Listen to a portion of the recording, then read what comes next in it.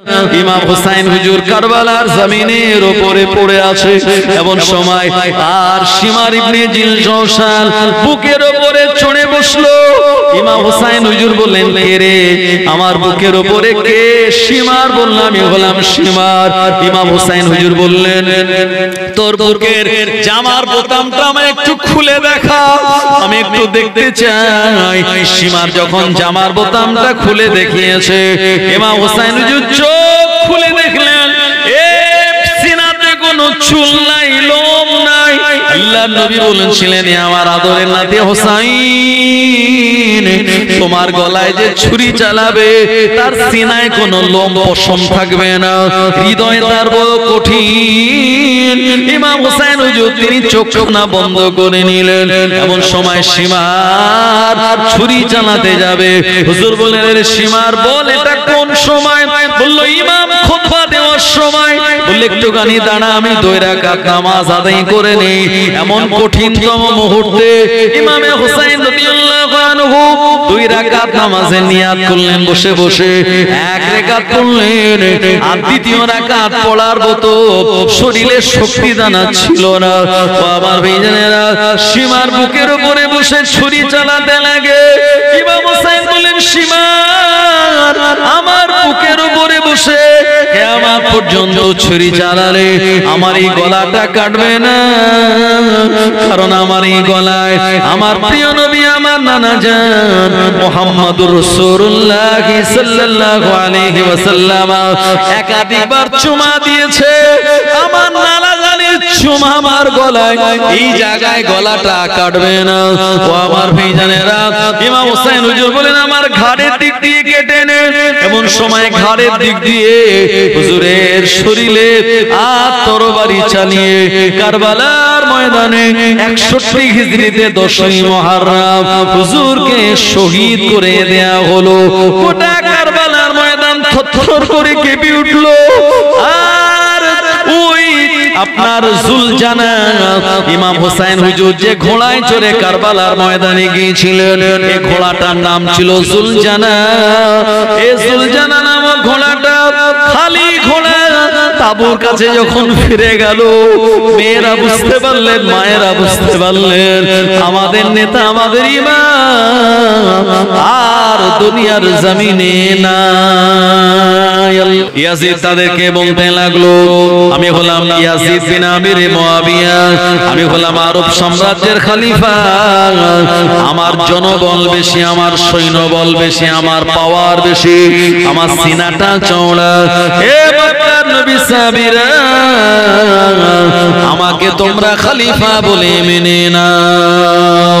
আল্লাহর নবী সাহাবীরা মক্কাতুল মুকাররমায় ইয়াজিদের সামনে মুখের উপরে জবাব দিয়ে বলেছিল, হে ইয়াজিদ, তুমি হলে পাপাচার, তুমি হলে মদ পানকারী, তুমি হলে এমন করে নামাজ পরিত্যাগকারী, তুমি হলে বিভিন্ন শরীয়ত বিরোধী কাজের সঙ্গে সংযুক্ত। না না না, আমরা আল্লাহর নবী সাহাবীরা আমরা সবাই মতামত করে আমাদের নেতা লিডার বলে জানাকে মেনে নিয়েছি। উনি হলেন আওলাদে রাসূল ইমামে হুসাইন। আমরা কেউ তোমায় খলিফা বলে মানি না।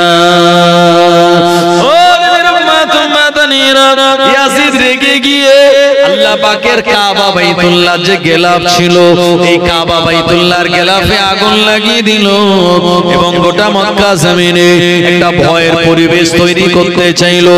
কিন্তু না না না, আল্লাহর নবী সাহাবীরা সবাই বুঝতে পারলেন ইয়াজিদ কত বড় পাপাচার, ইয়াজিদ কত বড় পাপিষ্ঠ, কত বড় অভিশপ্ত। আল্লাহর কাবা বাইতুল্লাহর গেলাফ ধরে দোয়া চাইলে আমার আল্লাহ ওই দোয়াটা ফেরত দেন না, অথচ ওই কাবা বাইতুল্লাহর গেলাফে আগুন লাগিয়ে দেয়। যে ব্যক্তিটা এর মনের স্পর্ধা কতটা মারাত্মক, কতটা ভয়ঙ্কর, গোটা মক্কার মানুষেরা জেনে গেল ইয়াজিদকে তারা কেউ খলিফা বলে মানেনি এবং মুখের উপরে তাকে ইগনোর করে জবাব দিয়েছিল। জোরে বলুন সুবহানাল্লাহ। আরেকটু জোরে হবে না? জিহাদ তো সেটাকে বলে অত্যাচারী শাসকের বিরুদ্ধে সরাসরি কথা বলা, এটাকেই জিহাদ বলে। আমার ভাইজানেরা, এরপরে ইয়াজিদ দেখলো মক্কার অবস্থা ভালো নয়, সবাই তো ইমাম হুসাইনের ফ্যান, এখন চলে গেল মদিনাতুল মুনাওয়ারায়। ওখানে মদিনার পরিবেশ সব সময় শান্ত আর ঠান্ডা, কথা ঠিক কি না? মক্কার পরিবেশ যদি গরম হয় তো মদিনার ওয়েদার ঠান্ডা, মদিনার আবহাওয়া স্নিগ্ধ, মদিনার সাহাবায়ে কেরামদের আচার আচরণ খুব নম্র আর ভদ্র। আমার ভাইজানেরা, ইয়াজিদ তার সদল বলে মদিনা শরীফে চলে গেল। মসজিদে নববীর সামনে ঘোড়াটাকে দাঁড় করিয়ে সে দাব বাজালো এবং বলল যে তোমরা যে যেখানে আছো আমার সামনে এসে দাঁড়াও। যারা জালিল কদর সাহাবে کرامগণেরা ছিলেন তানারা জাননি, তানাদের সন্তানেরা গিয়েছিলেন এবং সেখানে যাওয়ার পর মানুষজন যখন এক জায়গায় একত্রিত হয়ে গেল, আর ইয়াজিদ খুব ভালো করেই জানে এটাই সেই মদিনা যেখানে ইমাম হুসাইনের ঘর আছে। তাই এই জায়গায় যারা আছে তাদের সাপোর্ট আমায় নিতেই হবে, না হলে আমার রাজত্ব মোটেই টিকবে না। আমার ভাইজানেরা, ইয়াজিদের সময় ওই মদিনার সাহাবে کرامদের সামনে নিয়ে বলেছিল, ও মদিনার সাহাবীরা, আমি ইয়াজিদ সিরিয়ার দামেস্কে থেকে এসেছি, আমি তোমাদের নেতা, আমি তোমাদের লিডার, আমি হলাম একজন শক্তিশালী খলিফা, আমাকে তোমরা আমিরুল মুমিনিন বলে মেনে নাও। ও নবীর উম্মতেরা, মদিনার সাহাবীরা এক বাক্যে তানারা সময় জবাব দিয়ে বলেছিল, হে ইয়াজিদ, তুমি হলে মদপানকারী, তুমি হলে নামাজ পরিত্যাগকারী, তুমি হলে অভিশপ্ত, তুমি হলে পাপিষ্ঠ। ইমাম হাসানের বিরুদ্ধে তোমার অনেক অভিযোগ, ইমাম হাসানের বিরুদ্ধে তোমার অনেক রকমের প্রমাণ রয়েছে বিরোধিতার, আজকে তুমি বিরোধিতা করতে এসেছো ইমাম হোসাইনের। না না না, আমরা কেউ তোমায় খলিফা বলে মানি না, আমাদের নেতা, আমাদের লিডার হলেন ইমামে হুসাইন। আরো জোরে বলেন সুবহানাল্লাহ। ইয়াজিদ দেখলো সর্বনাশ, মদিনাতে এত একটা ভয়ের পরিবেশ তৈরি করার চেষ্টা করলাম, কিন্তু মানুষ তো সব ইমাম হুসাইনের ভক্ত, কি করা যাবে? বলল শুধু শুধু এত কষ্ট করে এখানে আসলাম আর মানুষ মানবে না, চলে যাব, এটা হয়? ও মদিনার মসজিদে গিয়ে তালা লাগিয়ে দিল। জোরে বলেন নাউজুবিল্লাহ। আচ্ছা বলুন তো, মসজিদে যে তালা লাগাতে পারে তার ইমানের কন্ডিশন কোন জায়গায়? সাহাবীদের বুঝতে আর বাকি রইল? আমার ভাইজানেরা, মদিনার মসজিদে যখন তালা লাগালো সাহাবে کرامগণেরা ঝরঝর করে কাঁপতেছেন। মদিনার মসজিদে প্রায় 14 দিন মতো নামাজ বা জামাতে আদায় হয়নি এবং মদিনার মসজিদে আযান দেওয়াটাও সম্ভব হয়নি। আমার ভাইজানেরা, আল্লাহর নবীর একজন সাহাবী, ওনার নাম হলো হযরত সাআদ বিন মুআজ রাদিয়াল্লাহু আনহু, মদিনার মসজিদে আযান হচ্ছে না বলে ওনার মনটা বিরাট উতালা হয়ে গেল। যে মসজিদ আল্লাহর নবী নিজে হাতে বানালেন, নবীজি সাহাবে کرامদের নিয়ে ওই মসজিদে নামাজ হবে না, আযান হবে না, এটা কেমন করে হতে পারে? হযরত সাআদ বিন মুআজ রাদিয়াল্লাহু আনহু বলেন, মদিনার মসজিদে আমি কোন একটা ভাঙা জানালা দিয়ে আমি প্রবেশ করলাম, আমি আসরের আযান দেব বলে। এমন সময় মদিনার মসজিদে আসরের ওয়াক্ত প্রায় হওয়ার সময় হঠাৎ করে আমি একটি আযানের আওয়াজ মদিনার মসজিদের পাশ দিয়ে শুনতে পেলাম। আমি বড় অবাক হয়ে গেলাম। মদিনার মসজিদে তালা দেওয়া ইয়াজিদ বাহিনী এমন দুষ্কর্ম কাজ তারা করে গেল, অথচ মদিনার মসজিদে আসরের আযানের আওয়াজ কেমন করে শোনা যায়? কে আযান দেয়? ও আমার ভাইজানেরা, আল্লাহর নবীর প্রাণপ্রিয় সাহাবী হযরত সাআদ বিন মুআজ রাদিয়াল্লাহু আনহু তিনি বলেন, আমি ভালো করে লক্ষ্য করে দেখলাম এই আযানের আওয়াজটা অন্য কোন জায়গা থেকে নয়, স্বয়ং রাসূলুল্লাহ সাল্লাল্লাহু আলাইহি ওয়াসাল্লামের রওজা আতহারের ভিতর থেকে এই আযানের আওয়াজটা শোনা যায়। আরো জোরে বলেন সুবহানাল্লাহ। এই কারণে আমাদের নবী মরা নবী নন, আল্লাহ নবী হলেন হায়াতুন নবী। প্রিয় নবী আমার এই কারণে জানিয়ে দিলেন, মান যারা কবরি বাদা ওয়াফাতি ফাকান্নামা যারানি ফি হায়াতি। আল্লাহ নবী জানিয়ে দিলেন, কেউ যদি আমার মাজারটা জিয়ারত করে যায়, আমি রাসূলুল্লাহ আমার সঙ্গে সে যেন সরাসরি মোলাকাত করে গেল। ও জানেন যুবকেরা, নবীর উম্মতেরা, মদিনার মসজিদের তালাটা ভেঙে আল্লাহ নবী সাহাবীরা আবার নতুন করে নামাজ আযান দেওয়া শুরু করলেন। ইয়াজিদকে তারা বিতাড়িত করে দিল সিরিয়ার দামেস্কে। ইয়াজিদ বলল, না না না, আমি এত বড় নেতা লিডার হওয়ার পর মানুষ আমায় মানে না, সম্মান করে না।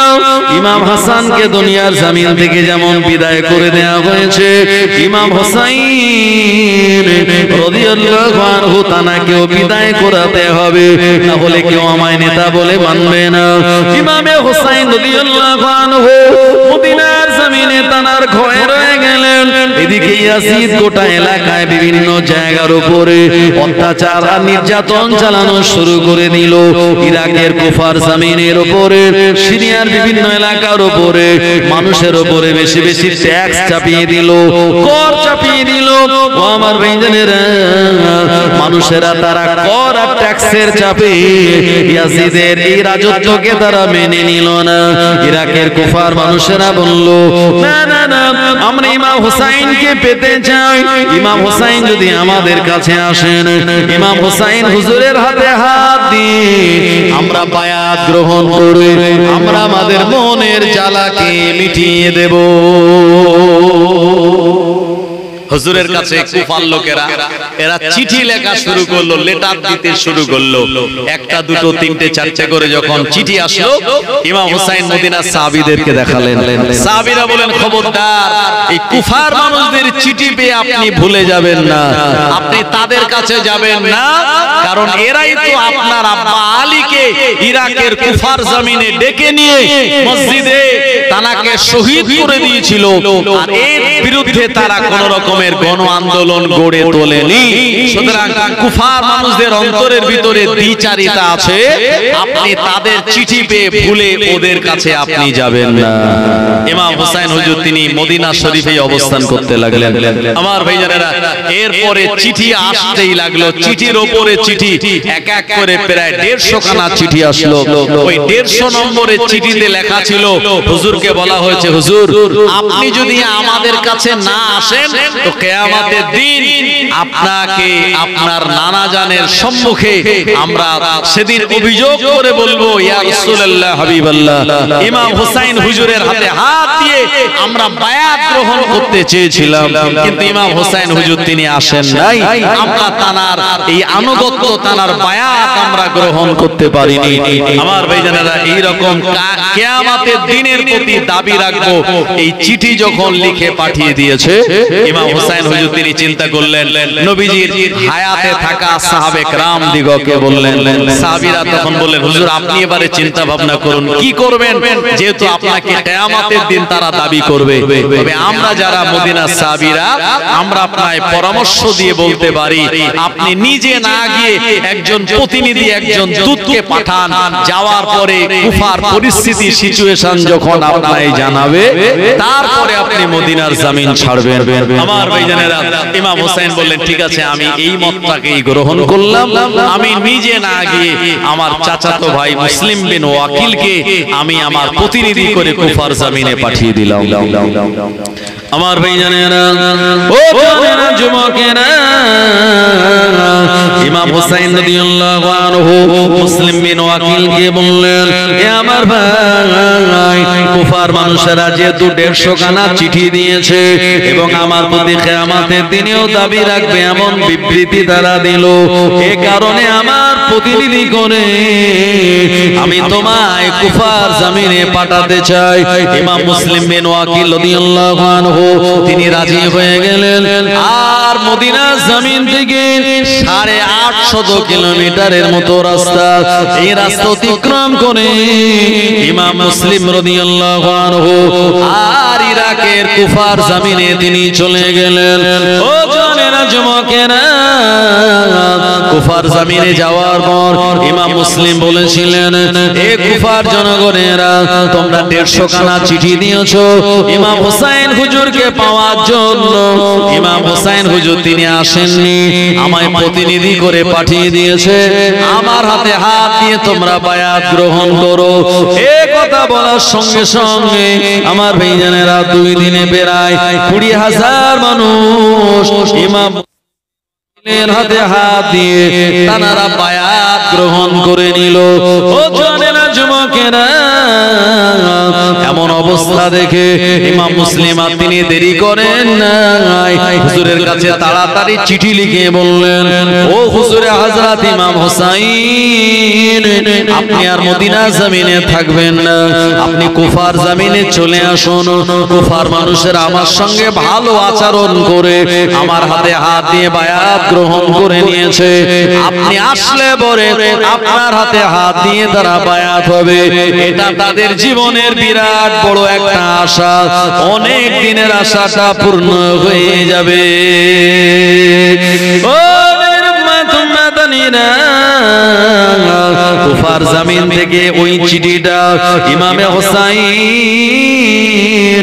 রাদিয়াল্লাহু আনহু হুজুরের কাছে পৌঁছে গেল। ইমাম হুসাইন হুজুর এমন গ্রিন সিগন্যাল পাওয়ার পর উনি ওনার পরিবার বর্গের বাচ্চারা, মেয়েরা আর আত্মীয় স্বজনদের নিয়ে টোটাল 72 জন সাথী সঙ্গী হলো। এই 72 জন সাথী সঙ্গীদের নিয়ে আমার ভাইজানেরা এমন করে 60 হিজরিতে জিলহজ মাসের 3 তারিখে মদিনার জমিন ছেড়ে তিনি বেরিয়ে পড়লেন। আল্লাহুম্মা সাল্লি আলা সাইয়্যিদিনা ওয়া আলা আলি সাইয়্যিদিনা।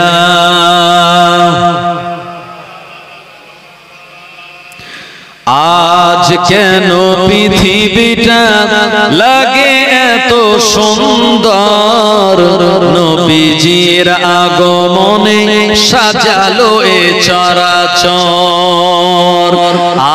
আজ কেন পৃথিবীটা লাগে এত সুন্দর, নবীজির আগমনে সাজালো এ চরাচর। চারিদিকে নবরূপে করে ধারা ঝলমল, সেই রূপ দেখে হয় আখি দয় সুশীতল, আখি দয় সুশীতল। গুঞ্জনে মুখরিত গোটা মরু প্রান্তর, নবীজির আগমনে সাজালো এ চরাচর। আজ কেন পৃথিবীটা লাগে এত সুন্দর, নবীজির আগমনে সাজালো এ চরাচর।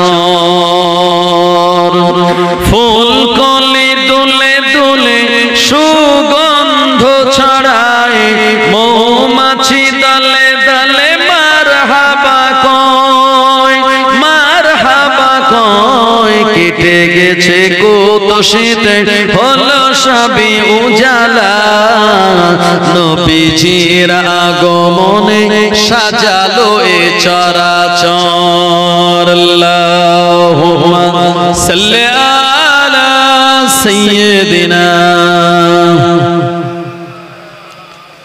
ওয়া আলা আলি সাইয়্যিদিনা। আমার ভাইজানেরা, যখন ইমাম মুসলিম পৌঁছে গেলেন কুফায়, কুফার যে রাজ্যপাল ছিল তার নাম হলো হযরতে নোমান বিন বশির। ইয়াজিদ কর্তৃক নির্বাচিত রাজ্যপাল হওয়ার পরেও মনে মনে ইমাম হুসাইন হুজুরের ভক্ত আর ভালোবাসার মানুষ ছিলেন। জোরে বলুন না সুবহানাল্লাহ। এ সময় নোমান বিন বশির ইমাম মুসলিমের কোনো বিরোধিতা করেননি। উমাইয়া সম্প্রদায়ের কিছু লোক ইয়াজিদের কাছে চিঠি লিখে বলল, ও ইয়াজিদ, তুমি কি জানো তোমার রাজত্বে তোমার নির্বাচিত রাজ্যপাল যে এলাকায়, ওই এলাকায় ইমাম হুসাইনের নামে বায়াত করানো হচ্ছে, অথচ রাজ্যপাল কিছুই বলছে না। আমার ভাইজানেরা, ইয়াজিদ প্রচন্ড রেগে গেল এই খবর পাওয়ার পর। ওই নোমান বিন বশিরের জায়গায় একজন যারও সন্তান, যার পিতার কোনো সন্তান পাওয়া যায় না। ইতিহাসের মুসান্নিফগণেরা বলেছেন ওই লোকটার নাম হলো ওবাইদুল্লাহ বিন জিয়াদ। তাকে এই কুফার গভর্নর করে, রাজ্যপাল করে তাকে পাঠিয়ে দিল। এরপরে ওবাইদুল্লাহ বিন জিয়াদ এসে বললেন, নোমান তুমি তোমার দায়িত্ব অবহেলা করেছো, সুতরাং গদি ছাড়ো, আমার জন্য গদিটা তুমি ছেড়ে তুমি পরিত্যাগ করো আর পদত্যাগ করো তোমার এই চেয়ারটা। নোমান বিন বাশির চিন্তা করলেন এই দুনিয়া হলো সাময়িক সময়ের জন্য, আর সাময়িক সময়ের গদি পাওয়ার জন্য আওলাদে রাসূলের বিরোধিতা করব, এটা আমার ঈমান বলে না। আমার ভাইজানেরা, সসম্মানে নোমান বিন বাশির গদিটা ছেড়ে দিল, মহব্বত রাখলো আওলাদে রাসূলদের, ওই গদিটা নোমান বিন বাশিরকে আপনার ছেড়ে দিয়ে আর ওবাইদুল্লাহ বিন জিয়াদকে দিয়ে দিল। ওবাইদুল্লাহ বিন জিয়াদ এই কুফার গদিতে বসেই হুঙ্কার দিয়ে বলল, যারা হুসাইনের নামে ইমাম মুসলিমের হাতে হাত দিয়ে বায়াত গ্রহণ করেছো, তাদের বায়োডাটা আমার সব জানা, আমি এক এক করে ধরে তাদেরকে জেলে দেব। ওবাইদুল্লাহ বিন জিয়াদ যখন এমন শাসানি দিল, এমন হুমকি দিল, ত্রাস আর ভয়ের পরিবেশ তৈরি করলো, কুফার জনগণ জেল খাটার ভয়ে, তারা বিভিন্ন রকম বিপদের ভয়ে তারা ওই ইমাম মুসলিমের হাতে হাত দিয়ে যারা বায়াত হয়েছিল, বায়াতটাকে উইড্রো করে নিয়ে আবার ইয়াজিদের নামে ওবাইদুল্লাহ বিন জিয়াদের হাতে হাত দিয়ে বায়াত করলো। একবার জোরে বলেন নাউজুবিল্লাহ। এটাই হলো সবথেকে বড় মুনাফিকি আপনার ইরাকের কুফার জনগণের। আমার ভাইজানেরা, ইমাম মুসলিম রাদিয়াল্লাহু আনহু প্রথম জানার বাড়িতে গিয়ে উঠেছিলেন, ওই সাহাবীর নাম হলো হযরতে মুখতার রাদিয়াল্লাহু আনহু। তানার বাড়িতে থাকাটা নিরাপদ মনে করলেন না, কারণ ওবাইদুল্লাহ বিন জিয়াদ চারিদিকে সিআইডি পাঠিয়ে দিয়েছে, এক্ষুনি ইমিডিয়েট খুঁজে আনো ইমাম মুসলিম কোন জায়গায় রয়েছে। আমার ভাইজানেরা, এরপর ইমাম মুসলিম ওখান থেকে চলে গেলেন হযরতে হানির বাড়ি, সেখানেও তানাকে নিরাপত্তা ভাবে থাকতে দেওয়া হলো না।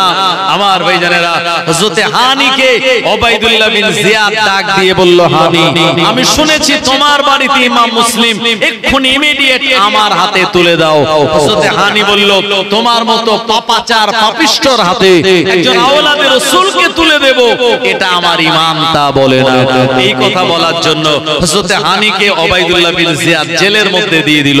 ইমাম মুসলিম হযরতে হানির ঘর থেকে বেরোলেন রাত প্রায় আপনার ভোরবেলার দিকে। তিনি কোন দিকে যাবেন? ফজরের নামাজের জন্য কুফার মসজিদের দিকে রওনা হচ্ছেন। একজন বয়স্ক বৃদ্ধা মানুষের সঙ্গে দেখা হলো, নাম তানার তুষা। তিনি বললেন, ও আওলাদে রাসূল, মনে হয় আপনি ইমাম মুসলিম, কোথায় যান? বলল, আমি মসজিদে নামাজের জন্য যাচ্ছি। বলল, সামনে আর এগোবেন না, চারিদিকে সিআইডি আর সিবিআই ঘুরছে আপনাকে ধরার জন্য, সুতরাং আপনি আমার বাড়িতে শেল্টার নিন, এখানে আপনি আশ্রয় গ্রহণ করুন। ওই মহিলার বাড়িতে হুজুর আশ্রয় নিলেন, ওখানে ফজরের নামাজ আদায় করলেন। মহিলা সকালবেলা আওলাদে রাসূল এসেছে, ভালো করে তার জন্য খানা পিনার ব্যবস্থা করছে। মহিলা দুটো বেটা ছিল, বড় বেটাটা ভালো, ছোট বেটাটা প্রচন্ড লোভী। বলল, মা এই খানা পিনা কার জন্য? ওই ছোট ছেলেটা জেনে গেল, আর অলরেডি ওবাইদুল্লাহ ঘোষণা করে দিয়েছিল, ইমাম মুসলিমকে ধরে যে দিতে পারবে 1000 স্বর্ণ মুদ্রা তাকে পুরস্কার দিয়ে পুরস্কৃত করা হবে। আমার ভাইজানেরা, এই বুড়ি মহিলার ছোট ছেলে পুরস্কারের লোভে ইমাম মুসলিম তানার বাড়ির একজন মেহমানের এই নিরাপত্তা উচ্ছেদ করে সেই সংবাদ দিয়ে আসলো ওবাইদুল্লাহ বিন জিয়াদের কাছে। ওবাইদুল্লাহ বিন জিয়াদ সেনাবাহিনী যখন পাঠিয়ে দেবে, এমত অবস্থায় ইমাম মুসলিম সংবাদ পেয়ে তরবারি হাতে নিয়ে তিনি রাজপথে নামলেন। কুফার জনগণকে লক্ষ্য করে বলেছিলেন, এই কুফার জনগণেরা, আমি তোমাদের কাছে এমনি এমনি আসে নাই, ইমাম মুসলিমের কাছে তোমরা 150 খানা চিঠি পাঠিয়েছিলে। এই চিঠির জবাব দেওয়ার জন্য ইমামে হুসাইন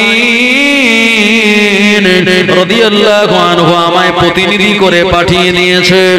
এ তোমাদের কেমন আচরণ? 2 দিনে 20,000 মানুষের আমার হাতে হাত দিয়ে তোমরা বায়াত গ্রহণ করলে, আবার বায়াতটাকে তোমরা উইড্রো করে নিলে। যদি তোমাদের ঈমানের অবস্থা এমন হয়, এই ঈমান তোমাদের জান্নাতে নিয়ে যেতে পারবে না।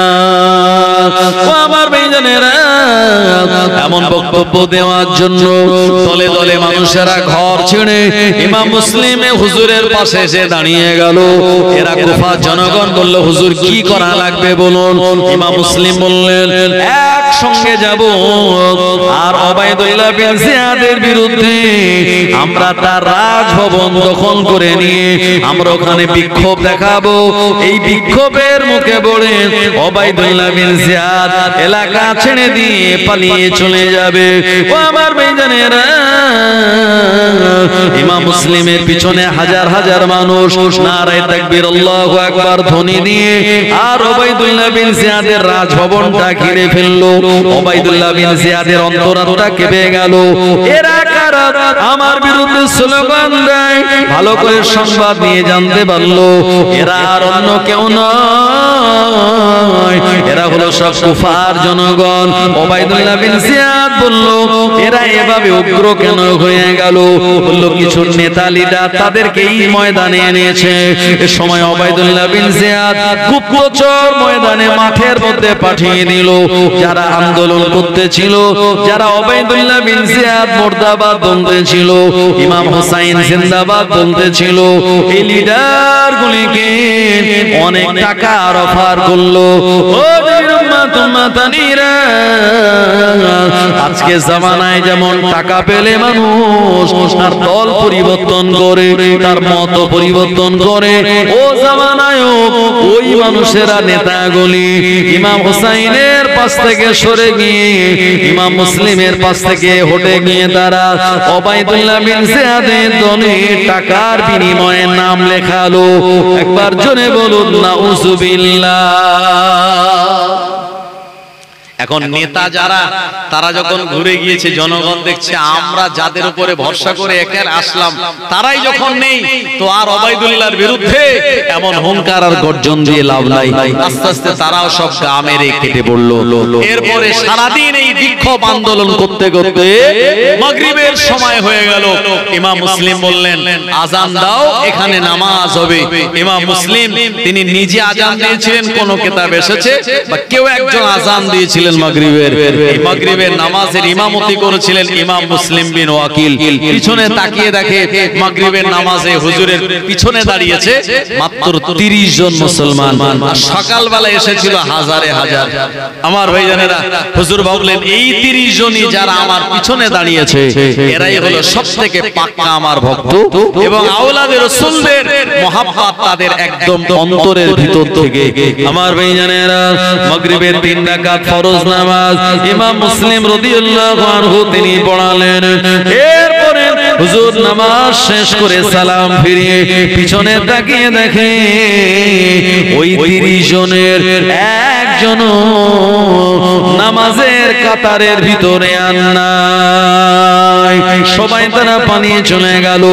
ইমাম মুসলিম রাদিয়াল্লাহু আনহু বুঝতে পারলেন কুফার জনগণের অন্তরটা কেমন, এদের অন্তরটা মুনাফিকে পরিপূর্ণ।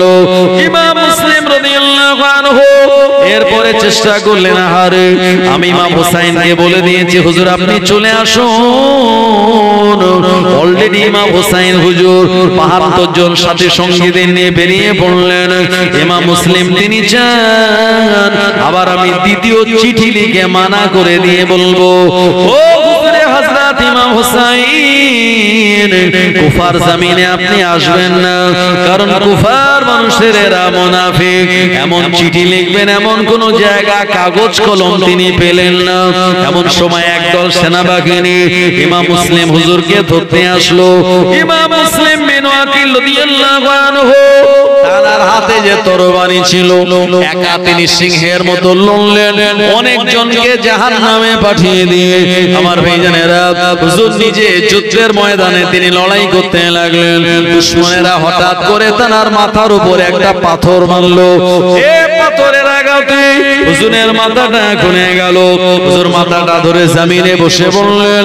উবাইদুল্লাহ সেনাবাহিনীরা আওলাদে রাসূল ইমাম মুসলিম বিন ওয়াকিলকে ধরে নিয়ে চলে গেল উবাইদুল্লাহ বিন জিয়াদের কাছে। উবাইদুল্লাহ বিন জিয়াদ রাজভবনে ভবনের ছাদের উপরে ইমাম মুসলিম হুজুরকে তুললো আর গোটা কুফার জনগণকে ডাক দিয়ে বলল, কুফার জনগণের হাজির হয়ে গেল প্রকাশ্য দিবালোকে জনসম্মুখে ইমাম মুসলিম বিন ওয়াকিল রাদিয়াল্লাহু আনহু মস্তক মোবারক আলাদা করে দিয়ে তরবারি দিয়ে তার মস্তকটা ফুটবলের মতো জনগণের দিকে ছুঁড়ে দিল। ও নবীর উম্মতেরা, ওবাইদুল্লাহ বিন জিয়াদ হুঙ্কার দিয়ে বলল, যদি তোমরা কেউ ইয়াজিদকে খলিফা বলে না মেনে ইমাম হুসাইনকে খলিফা বলে মেনে নাও, তোমাদের সঙ্গে এমন আচরণ করা হবে। ও জানেনা যুবকেরা, এতগুলো মানুষ চোখের সামনে যখন ইমাম মুসলিম বিন ওয়াকিলকে শহীদ হয়ে যেতে দেখলেন, মানুষের অন্তঃকরণে ভয় ঢুকে গেল। যে যার মতো সব আপন ঘরের ভিতরে চলে গেল, আর ইমাম মুসলিমের পাশে এসে কেউ দাঁড়ালো না। আমার ভাইজানেরা, ইমাম হুসাইন হুজুর কিন্তু সংবাদ পাননি যে এই ঘটনা কুফায় ঘটতেছে অলরেডি। কারণ সে জামানায় এমন টেলিফোন, এমন মোবাইল, এমন জিপিএস, এমন ইন্টারনেটের ব্যবস্থা ছিল না। আমার ভাইজানেরা, হুজুর আস্তে আস্তে ফারাজদাক নামক একটা কবির সঙ্গে দেখা হলো। ওনার কাছ থেকে সংবাদ নিলেন। উনি গ্রিন সিগন্যাল দিয়ে বলেন, হুজুর আপনি দেরি করবেন না, তাড়াতাড়ি কুফায় যান, কারণ কুফার মানুষের আপনাকে পাওয়ার জন্য আগ্রহ করে বসে আছে। কারণ এই সংবাদটা তিনি তখন দিয়েছিলেন যখন এই কুফার জনগণেরা ইমাম মুসলিমের হাতে হাত দিয়ে বায়াত গ্রহণ করেছিলেন। আমার ভাইজানেরা, এরপরে ইমাম মুসলিম রাদিয়াল্লাহু আনহু শহীদ হয়ে যাওয়াটা এবং এই বিশৃঙ্খলা, এটা অলরেডি একজন মানুষ জেনে গিয়েছে, যার নাম ছিল বকর বিন সাদ। উনিও ওই ইরাকের কুফা থেকে পালিয়ে আসছিল মদিনার দিকে।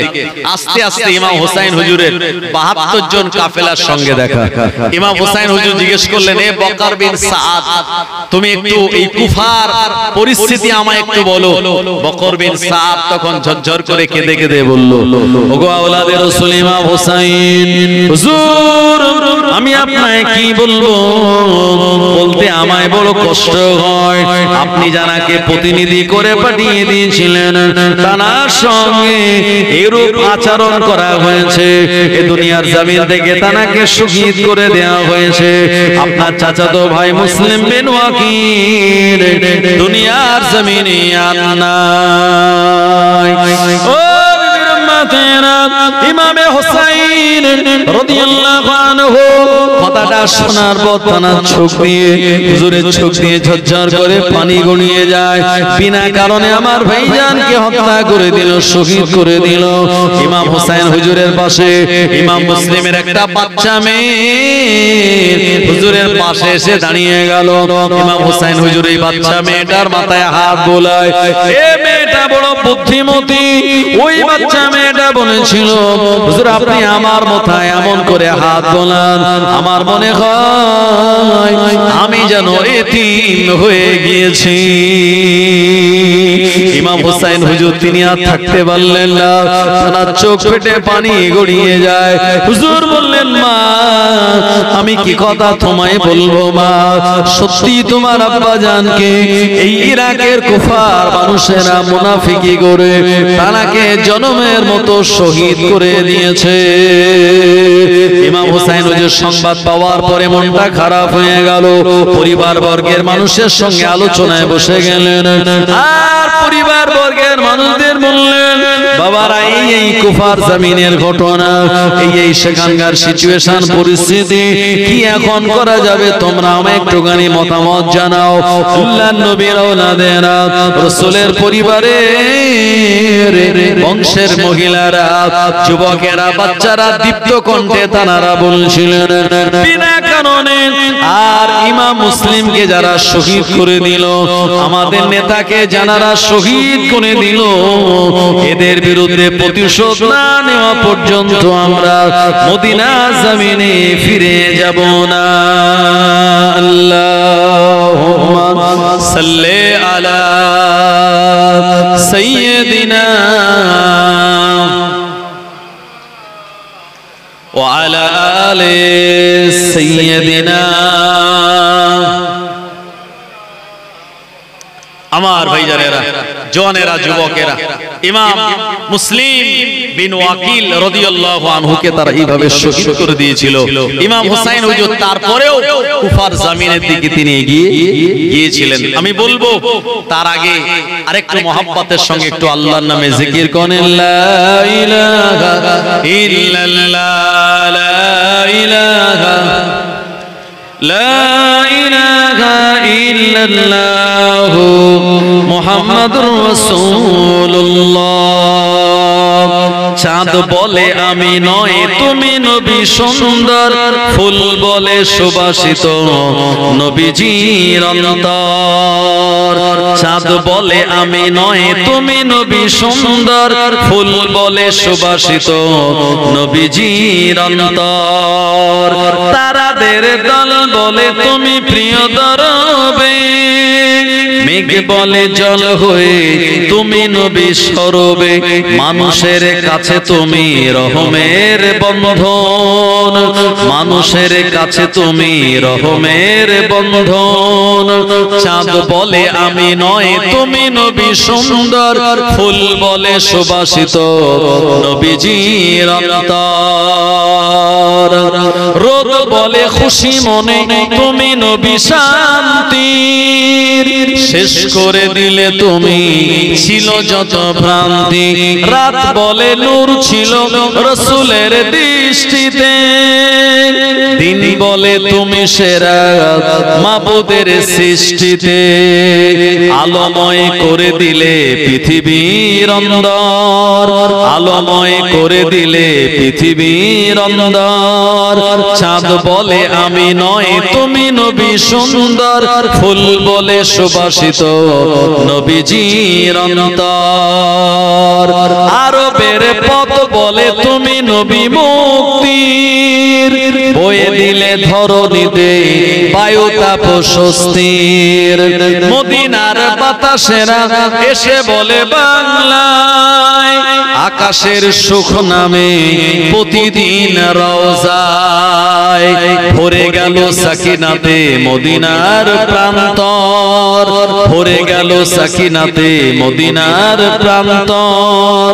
চাঁদ বলে আমি নয় তুমি নবী সুন্দর, ফুল বলে সুবাসিত নবীজির অন্তর। লা ইলাহা ইল্লাল্লাহ, লা ইলাহা, লা ইলাহা ইল্লাল্লাহ মুহাম্মাদুর রাসূলুল্লাহ সাল্লাল্লাহু আলাইহি ওয়াসাল্লাম। আমার ভাইজানেরা, ইমামে হুসাইন রাদিয়াল্লাহু আনহু যে সময় তিনি এই ইরাকের বর্ডারে পৌঁছেছিলেন, এই সময় হুজুরকে গতিরোধ করে দেয়া হলো। একদল বাহিনী এসে বললে স্টপ, আর সামনে এগোনো যাবে না। হুজুর বললেন মান আনতা, তোমরা কারা? বলল আমরা হলাম ইয়াজিদ বাহিনীর, সেনাবাহিনীর সদস্যরা। বলল আমায় আটকালে কেন? বলল কোন মতে আমরা এখান থেকে আপনাকে আর এক কদম উঠতে দেব না। বলছে কারণ? বলল আগে ইয়াজিদের নামে বায়াত হতে হবে, আপনাকে বায়াত ইয়াজিদের নামে করতে হবে, তারপরে আপনি ইরাকের সীমান্তের ভিতরে প্রবেশ করতে পারবেন। ইমাম হুসাইন হুজুর বললেন যে গদিতে আবু বকর, ওমর, উসমান, আলী রিদওয়ানুল্লাহি তাআলা আলাইহিম আজমাইন গণেরা বসেছেন, আর ওই গদিতে ইয়াজিদ বসবে, আর আমি ইমাম হুসাইন তার পক্ষে বায়াত গ্রহণ করব, এটা অবাস্তব, অসম্ভব। জীবন থাকতে আমি ইয়াজিদকে খলিফা বলে মানতে পারি না। জোরে বলুন সুবহানাল্লাহ। আমার ভাইজানেরা, হুজুরকে বলল তাহলে আপনার সামনেও এগোনো যাবে না। খানিকক্ষণ পর আমরের নেতৃত্বে আরো 1000-এর একটা বাহিনী চলে আসলো, হুজুরের গতিরোধ করে দিল। আমার ভাইজানেরা, এমন বিরাট বাহিনী দেখে হুজুর বললেন আমি তো তোমাদের সঙ্গে যুদ্ধ করার জন্য আসেনি, আমার সঙ্গে আছে আমার বাচ্চারা, আমার পরিবার বর্গের মহিলারা, বৃদ্ধ মানুষেরা। তোমরা এভাবে বিরাট সেনাবাহিনী আমাদেরকে কেন পথরোধ করে দাও? ওরা বলল যদি আপনি বায়াত ইয়াজিদের নামে না করেন তাহলে আপনার সঙ্গে আমাদের যুদ্ধ অবশ্যই, এবং সেই যুদ্ধের ময়দানে আমরা আপনাকে নামাবো। আমার ভাইজানেরা, ইমাম হুসাইন হুজুর এই সময় তিনি 3টে দাবি করেছিলেন, মানে 3টে শর্ত দিয়েছিলেন। চেয়েছিলেন যে অন্তত এই 3 শর্তের যে কোনো একটা মেনে নাও। 1 নম্বর শর্ত হলো আমাকে সরাসরি ইয়াজিদের কাছে নিয়ে চলো, যা বলার আমি সেখানে গিয়ে বলবো। ওরা তা মানলো না। হুজুর বললেন দ্বিতীয় নম্বর দাবি হলো আমাকে মক্কা মদিনায় ফিরে যেতে দাও। ওরা বলল না, এটাও মানবো না। ইমাম হুসাইন বললেন তাহলে গোটা পৃথিবীর কোন এক মুসলিম কান্ট্রিতে আমায় যেতে দাও, আমার মন যেখানে চাইবে আমি সেই জায়গায় চলে যাব। ওরা এটাও মানলো না। 3টে শর্ত একটাও মানলো না, বরঞ্চ হুজুরকে ওখানে আটকে রাখলেন। 61 হিজরিতে মুহররম মাসের প্রায় 4 তারিখে হুজুর এই ইরাক সীমান্তের ময়দানে পৌঁছে গিয়েছিলেন। আমার ভাইজানেরা, জওয়ানেরা, যুবকেরা, কারবালার ইতিহাস অনেক লম্বা। আমি খুব সংক্ষেপে আপনাদের কাছে বলার চেষ্টা করছি সময়ের দিকে লক্ষ্য রেখে। আমার ভাইজানেরা, এরপরে ইমাম হুসাইন হুজুর দেখলেন যে ওই দলে একজন সেনাপতি আছে, নাম হলো তার হোর, কিন্তু মনে মনে সেই ইয়াজিদ কর্তৃক নির্বাচিত সেনাবাহিনীর লিডার হলেও ইমাম হুসাইন হুজুরের প্রচন্ড ভক্ত। জোরে বলুন সুবহানাল্লাহ। আমার ভাইজানেরা, জওয়ানেরা, যুবকেরা, হোর মনে মনে চিন্তা করলেন যে আমি হুসাইন হুজুরকে একটা ভালো যুক্তি আর বুদ্ধি দিতে পারি। কি যুক্তি, কি বুদ্ধি? হোর বললেন হুজুর আপনারা তো সংখ্যায় খুবই কম আর আমরা বিরাট সংখ্যা, আমাদের এক কাজ করুন, আজকে রাতের বেলা আমার সেনাবাহিনী যখন ঘুমিয়ে যাবে আপনি তাবু তুলে মদিনা শরীফের দিকে রওনা হয়ে যাবে। সকালবেলা যখন আপনায় দেখতে পাওয়া যাবে না, আমরা ইয়াজিদের কাছে গিয়ে বলবো যে ইমাম হুসাইন তাবু তুলে কোন দিকে চলে গিয়েছেন আমরা দেখতে পাইনি, আমরা তা জানি না, সুতরাং আপনার পরিবারকে নিয়ে আপনার জান বেঁচে যাবে আর আমরাও ইয়াজিদের কাছে দায়ী হব না। আমার ভাইজানেরা, এই মতটা হুজুরের পছন্দ হলো। পরিবারের সবার সঙ্গে আলোচনা করলেন, সবাই এই মতে সম্মতি দিল।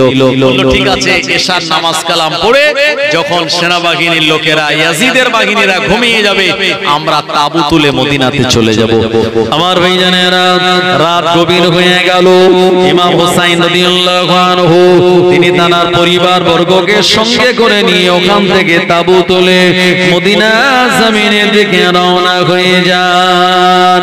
রাস্তা দেখাবে কি? নাকিব বিন আব্দুল্লাহ নামক একজন ব্যক্তি ছিল। ইমাম হুসাইন বললেন, ও বাবা নাকিব বিন আব্দুল্লাহ, তুমি মদিনায় যাওয়ার জন্য রাস্তা দেখাবে, আমি পিছনে পিছনে থাকবো।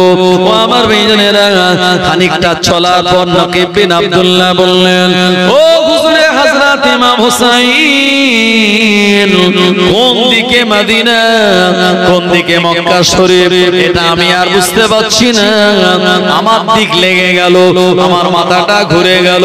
ইমাম মুসলিম বললেন, ও বাবা নাকিব বিন আব্দুল্লাহ, এর আগেও তুমি একাধিকবার আমার আব্বা জানের সঙ্গে, আলী হুজুরের সঙ্গে মদিনা থেকে তুমি কুফা এসেছো, আবার কুফা থেকে মদিনায় গিয়েছো, এই রাস্তাটা তো তোমার চেনা, কিন্তু রাস্তাটা তুমি কেমন করে হারিয়ে ফেললে?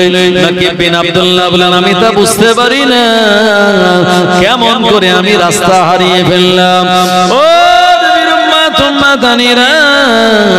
সারা রাত ঘুরে ঘুরে ঘুরে ঘুরে একটা জায়গায় যখন ফজরের নামাজের আগে পৌঁছে গেলেন, এই জায়গাটা দেখার পর ইমাম হুসাইন হুজুর বললেন, বাবা এই জায়গাতে তাবু গাড়ো, এই জায়গাতে আমরা ফজরের নামাজ কালাম আদায় করে নেব। ও নবীর উম্মতেরা, যখন তাবু গাড়া হচ্ছিল, জমিন থেকে মাটি সরানোর পর ওখান থেকে টাটকা রক্ত দেখতে পাওয়া যায়। হুজুরের কাছে সংবাদ দেওয়া হলো। ইমাম হুসাইন হুজুর একজন মানুষকে জিজ্ঞাসা করে বললেন, হে আল্লাহর বান্দা, বলতে পারো জায়গাটার নাম কি?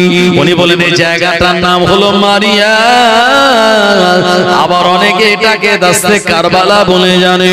ইমাম হুসাইন হুজুরের মনে পড়ে গেল, আল্লাহর নবী আমায় বলেছিলেন, হে আমার আদরের নাতি হুসাইন, যে জায়গায় তোমায় শহীদ করে দেওয়া হবে, যেখানে তোমার পরিবার বর্গকে পানি দেওয়া হবে না, এই জায়গাটার নাম হবে কারবালা। কারবালার নাম শুনে ইমাম হুসাইন হুজুরের মনে পড়ে গেল আল্লাহর নবীর সেই পুরানো কথাগুলি। ও জওয়ানেরা, যুবকেরা, উম্মতেরা, নবীর উম্মতেরা। ইমাম হুসাইন হুজুর কাউকে বুঝতে দিলেন না। হুজুর এতটুকু বলেন, বাবা দেখো দেখো আশপাশে কোনো পানি পাওয়া যায় কিনা। ইমাম হুসাইনের সাথে সঙ্গীরা পানি আনতে গেলেন, কিন্তু না না না, অনেক খোঁজাখুঁজি করার পর কোনো নদী পাওয়া গেল না। আর পূর্ব দিকে অনেকটা রাস্তা যাওয়ার পর একটা নদী পাওয়া গেল। এই নদীটার নাম হলো ফোরাত নদী। তাতে কুলকুল করে পানি বয়ে যায়, কিন্তু একদল বিরাট বাহিনী নদীর পানিটা ঘিরে রেখে দিয়েছে।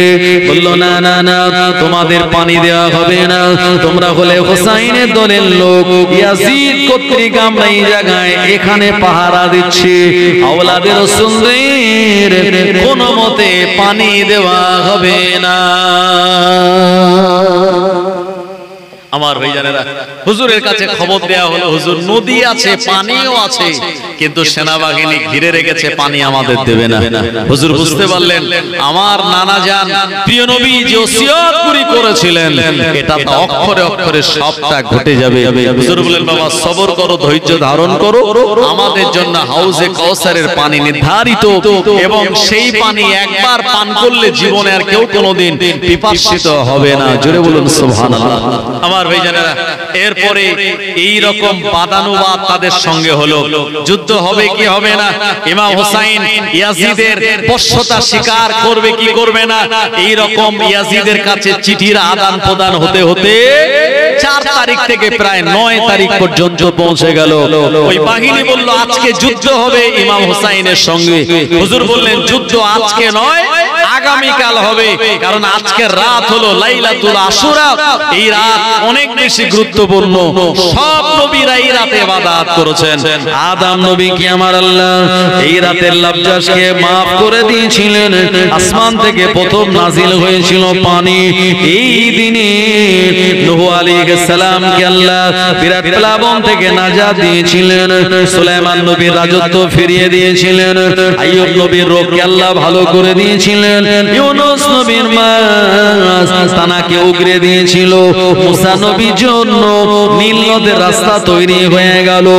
আর ফেরাউন সদাল বলে ডুবে মারা গেল। ইব্রাহিম নবীর জন্য আগুনটা ফুলের বাগান হয়ে গিয়েছিল। এমন করে ঈসা নবীকে আমার আল্লাহ আসমানে তুলে নিয়েছিলেন। এরকম যত ঘটনা ভালো ভালো সংগঠিত হয়েছে সব আশুরার দিন মুহররম মাসের 10 তারিখ। তাই আগের রাতটাকে বলা হয় লাইলাতুল আশুরা। এই রাত হলো আগামীকাল, ওই রাতটা লাইলাতুল আশুরার রাত। ও জনেরা যুবকেরা, এই রাত হলো ইবাদত বান্দেগীর রাত, তাসবিহ তেলাওয়াতের রাত। এই রাত হলো কোরআন তেলাওয়াতের রাত। ইমাম হুসাইন বলেন সারা রাত ইবাদত বান্দেগী করে পরের দিন 10 মুহররম তোমাদের সঙ্গে ময়দানে আমার দেখা হয়ে যাবে। ও জনেরা যুবকেরা, পানি নাই, মাসুম বাচ্চারা পানি পায় না, ঘোড়াগুলি পিপাসিত, উটগুলি পিপাসিত। ইমাম হুসাইন বললেন বাবা তায়াম্মুম করে নাও, আজকে রাতের বেলা ইবাদত বান্দেগী করো, নফল নামাজ, তাহাজ্জুদের নামাজ। ও আমার ভাইয়েরা, সারা রাত ধরে ইবাদত বান্দেগী করে আওলাদের রাসূলেরা কাটিয়ে দিলেন। সকালবেলা ফজরের নামাজ ইমাম হুসাইন হুজুরের ইমামতিতে আদায় করা হলো। ইমাম হুসাইন হুজুর ফজরের নামাজ পড়ে ওই নামাজের মুসাল্লায় ঘুমিয়ে গেলেন। আমার ভাইজানেরা, এই ঘুমের ভিতরে তিনি স্বপ্ন দেখেছিলেন। দিন দুনিয়ার বাদশা প্রিয় নবী বলেছিলেন, ও আমার আদরের নাতি হুসাইন, যে ময়দানে তুমি চলে এসেছো এটাই তো সেই কারবালা, যে জায়গায় তোমার গর্দানটা আলাদা করে দেয়া হবে, যেখানে তোমার পরিবার বর্গের মাসুম বাচ্চাদের পানি দেওয়া হবে না। এটাই তো সেই কারবালার ময়দান। বাবা আদরের নাতি ইমাম হুসাইন, ধৈর্য ধারণ করো।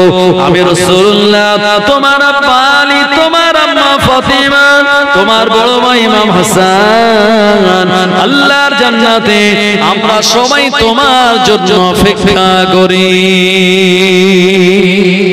জোরে হবে না সুবহানাল্লাহ, নারে তাকবীর। ইমাম হোসেন হুজুরের ঘুম ভেঙে গেল। হুজুর ভাবছেন আজকেই তো সেই দিন যেদিন আমার গর্দানটাকে এই দুশমনেরা তারা কেটে নেবে। আমার ভাইজানেরা, ইয়াজিদ ছিল সিরিয়ার দামেস্কে। ওবাইদুল্লাহ বিন জিয়াদের নেতৃত্বে 5000-এর বাহিনী এই 72 জন আওলাদে রাসূলদের মোকাবেলা করার জন্য ময়দানে হাজির। ইমাম হোসেন হুজুর রণসাজে সজ্জিত হয়েছিলেন। আমার ভাইজানেরা, হোর যে ছিল সে দেখলেন যে এই রাস্তা ভুল করে ঘুরতে ঘুরতে কারবালার ময়দানে এসে উপস্থিত হয়েছে। হুজুরকে বলেন, হুজুর আমি তো আপনাকে বললাম রাতের বেলা তাবু তুলে মদিনাতে চলে যাবেন, তো এখানে কেন?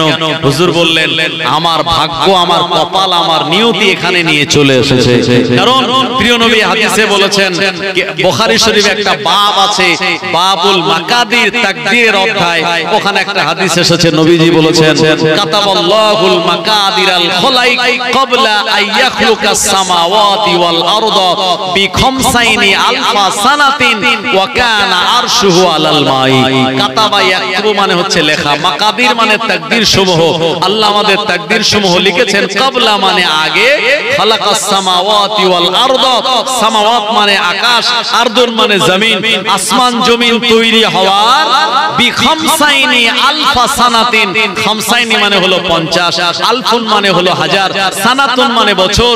50,000 বছর আগে, মানে আসমান জমিন তৈরি হওয়ার 50,000 বছর আগে আল্লাহ পাক মানুষের তাকদীর সমূহ লিখেছেন।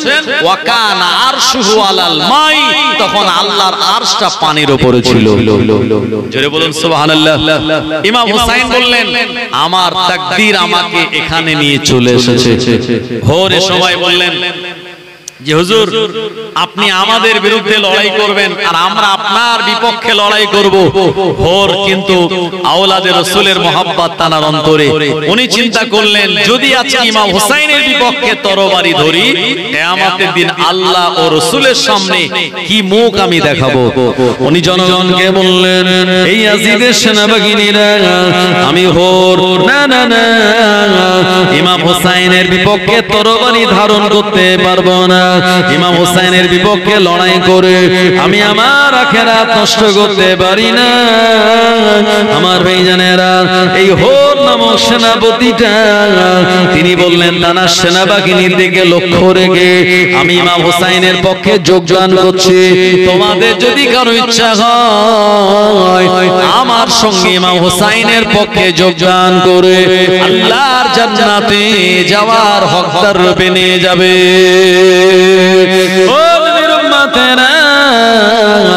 হোরে কথা বলার সঙ্গে সঙ্গে 1000-এর সেনাবাহিনীরা এই হোরের সঙ্গে কারবালার ময়দানে 61 হিজরিতে 10ই মুহররম ইমাম হুসাইনের পক্ষে যোগদান করেছিলেন।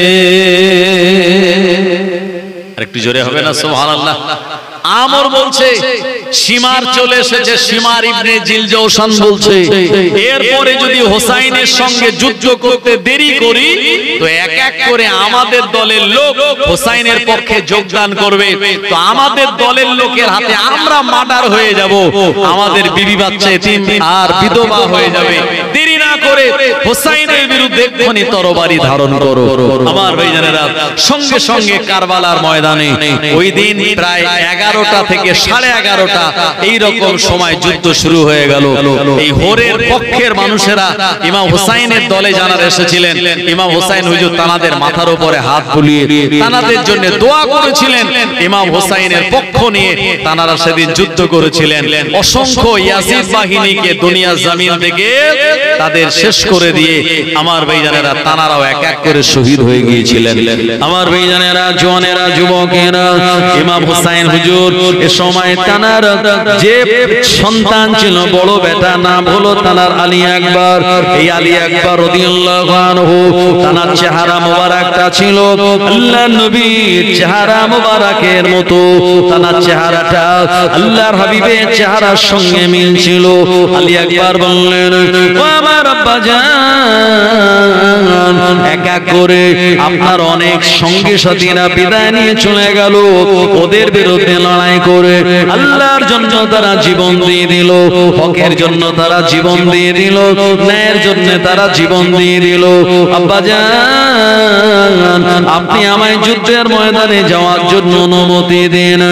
ও জনেরা যুবকেরা, ঘটনা অনেক লম্বা, আমি আপনাদের ছোট্ট করে বলার চেষ্টা করছি। হযরত আলী আকবর রাদিয়াল্লাহু আনহু এই কারবালার ময়দানে যখন উপস্থিত হয়ে গেল, হুজুরের এমন চেহারা দেখে দুশমনেরা ভয় পেয়ে তারা পিছে হটে চলে গেল।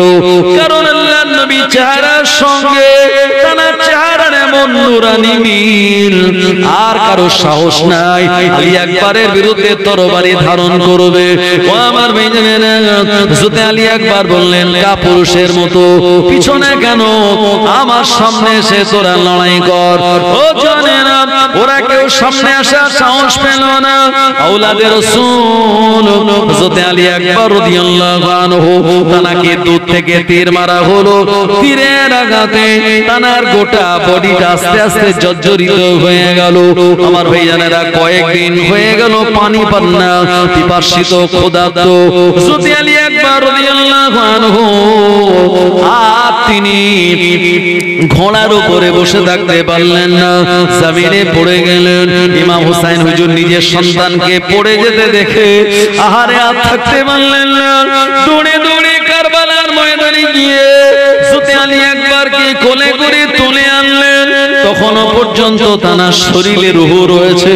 হযরত আলী আকবর বলছেন, আব্বাজান আমার এত পিপাসা লেগেছে, একটু যদি পানি পান করতাম, দুশমনদের দুনিয়া জমিন থেকে বিদায় করে দিতাম।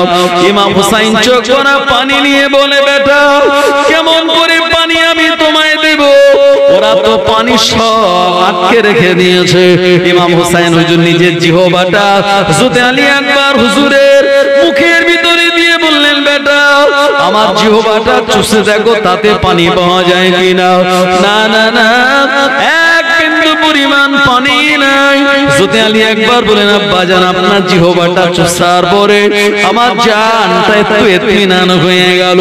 হযরত আলী আকবর রাদিয়াল্লাহু আনহু সময়ের জন্য বেহুশ হয়ে গেল, হুঁশ ফিরে আসলো। ইমাম হুসাইনকে বলেন, আব্বাজান আল্লাহর জান্নাতের সুঘ্রাণ আমার নাকের ভিতরে চলে এসেছে।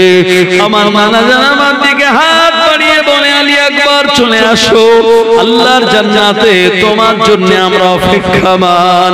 এ কথা বলতে বলতে আব্বাজান ইমাম হুসাইন রাদিয়াল্লাহু আনহুর কোলের উপরে মাথা দিয়ে জনমের মতো তিনি শহীদ হয়ে যান।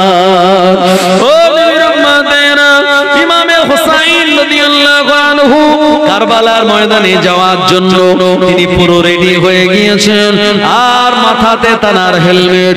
আমার ভাইজানেরা, যুদ্ধের সরঞ্জাম, হাতে জুলফিকার নামক তরবারি। এই ময়দানে যখন তিনি যাবেন, হঠাৎ করে ইমাম হুসাইনের বিবি হযরত সাহারা বানু রাদিয়াল্লাহু আনহা বলেছিলেন, ও আমার স্বামী, দুধের বাচ্চা, মাসুম বাচ্চা হযরত আলী আসগার কথা বলতে পারে না, কান্না ছাড়া তার কোনো ভাষা নাই। কিন্তু এত পিপাসা লেগেছে, কলিজায় এত পিপাসা, আমার বেটা থাকতে পারে না। আমি মা হয়ে এটা দেখে সহ্য করতে পারি না, একবার মাসুম বাচ্চাটাকে নিয়ে যান, আমরা ওদের দুশমন হতে পারি। এই মাসুম বাচ্চাটা তো দুশমন নয়, একবার গিয়ে বলুন এ বাচ্চাটাকে দেখান, ওদের পাষাণ হৃদয় একটু নরম হয়ে যাবে। ইমামে হুসাইন রাদিয়াল্লাহু আনহু বিবির কাছ থেকে নিজের মাসুম বাচ্চা আলী আসগারকে কোলে করে নিয়ে আর ঘোড়ার উপরে বসিয়ে নিয়ে ফোরাত নদীর কোলে চলে গেলেন। ইয়াজিদের বাহিনীকে লক্ষ্য করে বললেন, এই ইয়াজিদ বাহিনী, দেখ দেখ আমি হুসাইন এসেছি। কোন হুসাইন? আল্লাহর নবী আমায় নিয়ে জুমার দিন খুতবা দিয়েছিলেন, আমি হলাম সেই হুসাইন। আল্লাহর নবী আমায় মদিনার মসজিদে পিঠে চড়িয়েছিলেন। বাঘিনা, আমি তোদের দুশমন হতে পারি। এ মাসুম বাচ্চা আলী আসগার, সে তো তোদের দুশমন নয়। একটুখানি যদি পানি দিস, কিয়ামতের দিন কোনো পানি থাকবে না। ওই দিন হাউজে কাউসারের পানি থাকবে। এ পানির দায়িত্ব প্রিয় নবীর হাতে থাকবে।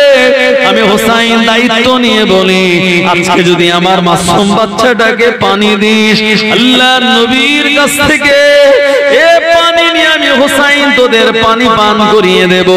এত বড় অফার তারা ছেড়ে দিয়ে পানি না দিয়ে ইমাম হোসাইন হুজুরের সিনা লক্ষ্য করে দুশমনের একটা তীর মেরে দিল। আমার ভাইজানেরা, ওই তীরটা হুজুরের সিনায় না লেগে ইমাম হোসাইনের হাতে ধরা মাসুম বাচ্চা হযরত আলী আসগার রাদিয়াল্লাহু আনহু শরীর মোবারকে লেগে গেল। ও আমার ভাইজানেরা, ফিনফি দিয়ে রক্ত বার হয়। মাসুম বাচ্চাটা ক্ষুধার্ত পিপাসিত আর ছটফট করতে করতে আব্বা জানের কোলে ইন্তেকাল করলেন, শহীদ হয়ে গেলেন। ইমাম হোসেন হুজুরের গায়ে জামাটা রক্তে লাল হয়ে গেল। হুজুর বললেন, এ পাষাণ হৃদয়ের মানুষেরা, কি করলি? আমি আমার বিবির কাছে গিয়ে কি জবাব দেব? ইমাম হোসেন হুজুর শাহর বানুর কাছে ঘোড়া নিয়ে এসে বললেন, এ আমার বিবি, এ নাও তোমার সন্তানকে আমি জনমের মতো হাউজে কাউসারের পানি পান করিয়ে এনেছি। জীবনে কোনোদিন আর পানি চাইবে না। ও আমার ভাইয়েরা, হযরত শাহর বানু দেখলেন আমার বেটাকে পানি দেওয়া হয়নি, পানির বদলে তীর দিয়ে জনমের মতো তানায় শহীদ করে দেয়া হয়েছে। ও আমার ভাইজানের, ইমাম হোসেন হুজুর ময়দানে চলে গেলেন। শরীরে তানার গায়ে সন্তানের রক্তে লাল হয়ে আছে। ইমাম হোসেন হুজুর ময়দানে যাওয়া দেখে দুশমনেরা সব পালিয়ে চলে গেল। হুজুর সরাসরি ফোরাত নদীর কূলে নেমে গেলেন। হাঁটু পর্যন্ত পানিতে নেমে দু হাত দিয়ে পানি তুলেছেন। এ পানিটা খাবেন বলে এমন সময় তার মনে পড়ে গেল আর আলী আকবরের কথা, আলী আসগারের কথা, কাসেমের কথা, মোহাম্মদ আয়ানের কথা। এভাবে করে কারবালার ময়দানে যারা শহীদ হয়েছিলেন পানি ছাড়া পিপাসিত অবস্থায়, তাদের কথা মনে হয়ে গেল। ইমাম হোসেন চিন্তা করলেন, না না না, আমি কেমন করে স্বার্থপরের মতো একা একা পানি পান করতে পারি? হুজুর পানিটা হাতে ধরে আছেন, দুশমনেরা হুজুরের ঠোঁট লক্ষ্য করে একটা তীর মেরে দিল। ওই তীরটা হুজুরের ঠোঁট মোবারকে লেগে হাতে ধরা পানিটা রক্তে লাল হয়ে গেল। আমার ভাইজানেরা, হুজুর রক্ত মাখা পানিটা খেলেন না। ও আমার ভাইজানেরা, তীরটাকে ছাড়িয়ে নিয়ে আর ময়দানে তিনি উঠে চলে আসলেন। দুশমনেরা বলে, এই হোসাইন এসেছে, কে পারবে হোসাইনের সামনে গিয়ে লড়াই করতে? এমন কোন বাপের বেটা নাই। ইমাম হোসেন হুজুরের সামনে চলে যান। ও আমার ভাইজানেরা, সবাই দেখলো ইমাম হোসেন হুজুর তিনি পানি পান করেন না। এরপরে দুশমনেরা বলল, হোসাইনকে দূর থেকে যদি তীর না মারা যায়, আমরা সবাই হোসাইনের হাতে নিহত হয়ে যাব। ইমাম হোসেন হুজুর ক্ষুধার্ত পিপাসিত, এমন হুজুরের উপরে দূর থেকে ইয়াজিদ বাহিনীরা, ওবাইদুল্লাহ বিন জিয়াদের সেনাবাহিনীরা তীর মারলো। আহারে তীরের আঘাতে হুজুরের গোটা শরীর মোবারকটা জর্জরিত হয়ে গেল। হুজুর ঘোড়ার উপরে আর বসে থাকতে পারলেন না, জমিনে পড়ে গেলেন। ও আমার ভাইজানেরা, এমন সময় কে যেন বলছে, হোসাইনের গর্দান কেটে নে। শিমার ইবনে জিলজশান বলছে, তোদের দ্বারা হবে না, আমি যাব হোসাইনের গর্দান কারা কেটে নেব। ও আমার ভাইজানেরা, ইমাম হোসেন হুজুর কারবালার জমিনের উপরে পড়ে আছে। এমন সময় আর শিমার ইবনে জিলজশান বুকের উপরে চড়ে বসলো। ইমাম হোসেন হুজুর বললেন, কে রে আমার বুকের উপরে কে? শিমার বললাম, আমি হলাম শিমার। ইমাম হোসেন হুজুর বললেন, তোর বুকের জামার বোতামটা আমায় একটু খুলে দেখা, আমি একটু দেখতে চাই। শিমার যখন জামার বোতামটা খুলে দেখিয়েছে, ইমাম হোসেন হুজুর চোখ খুলে দেখলেন এ সিনাতে কোনো চুল নাই, লোম নাই। আল্লাহর নবী বলেছিলেন, আমার আদরের নাতি হোসাইন, তোমার গলায় যে ছুরি চালাবে তার সিনায় কোনো লোম পশম থাকবে না, হৃদয় তার বড় কঠিন। ইমাম হোসেন হুজুর তিনি চোখ না বন্ধ করে নিলেন। এমন সময় সীমার ছুরি চালাতে যাবে। হুজুর বললেন, আরে সীমার বল এটা কোন সময়? বললো ইমাম খুতবা দেওয়ার সময়। বললে একটুখানি দাঁড়া, আমি 2 রাকাত নামাজ আদায় করে নেই। এমন কঠিনতম মুহূর্তে ইমামে হোসেন রাদিয়াল্লাহু আনহু 2 রাকাত নামাজের নিয়াত করলেন বসে বসে। 1 রাকাত পড়লেন, আর 2য় রাকাত পড়ার মতো শরীরে শক্তি দানা ছিল না। বাবার ভাইজানেরা, সীমার বুকের উপরে বসে ছুরি চালাতে লাগে। ইমাম হোসেন বলেন, সীমার আমার বুকের উপরে বসে কিয়ামত পর্যন্ত ছুরি চালালে আমার এই গলাটা কাটবে না, কারণ আমার এই গলায় আমার প্রিয় নবী আমার নানা জান মুহাম্মদুর রাসূলুল্লাহ সাল্লাল্লাহু আলাইহি ওয়াসাল্লাম একাধিকবার চুমা দিয়েছে। আমার নানা জানের চুমা আমার গলায়, এই জায়গায় গলাটা কাটবে না। ও আমার ভাইজানেরা, ইমাম হোসেন হুজুর বলেন, আমার ঘাড়ের দিক দিয়ে কেটে নে। এমন সময় ঘাড়ের দিক দিয়ে হুজুরের শরীরে আর তরবারি চালিয়ে কারবালার ময়দানে 61 হিজরিতে 10ই মুহররম হুজুরকে শহীদ করে দেয়া হলো। গোটা কারবালার ময়দান থরথর করে কেঁপে উঠলো। আর ওই আপনার জুলজানা ইমাম হোসেন হুজুর যে ঘোড়ায় চড়ে কারবালার ময়দানে গিয়েছিলেন, এই ঘোড়াটার নাম ছিল জুলজানা। এই জুলজানা নামক ঘোড়াটা খালি ঘোড়া। তাবুর কাছে যখন ফিরে গেল, মেয়েরা বুঝতে পারলেন, মায়েরা বুঝতে পারলেন আমাদের নেতা, আমাদের ইমাম আর দুনিয়ার জমিনে নাই। আল্লাহুম্মা সাল্লি আলা সাইয়্যিদিনা ওয়া আলা আলি সাইয়্যিদিনা।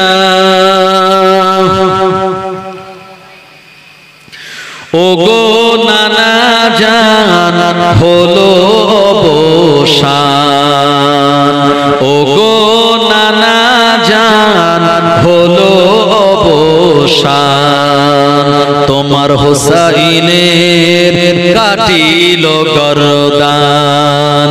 কাঁদিছে যায়নাব, কাঁদে সাকিনা, নীরবে কাঁদে জমিন ও আসমান। যে গলায় তুমি দিয়েছ চুম্মান, সে গলা কেটে নিয়েছে দুশমন। যে গলায় তুমি দিয়েছ চুম্মান, সে গলা কেটে নিয়েছে দুশমন।